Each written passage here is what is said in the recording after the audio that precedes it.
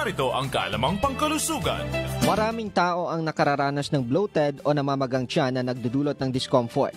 Ito ay karaniwang sanhi ng sobrang hangin sa tiyan o hindi maayos na pagtunaw ng pagkain. Upang maiwasan ito, mahalagang iwasan ang sobrang pagkain ng matataba, matatamis at maasim na pagkain, pati na rin ang labis na pag-inom ng carbonated drinks na nagdudulot ng pagtaas ng gas sa tiyan.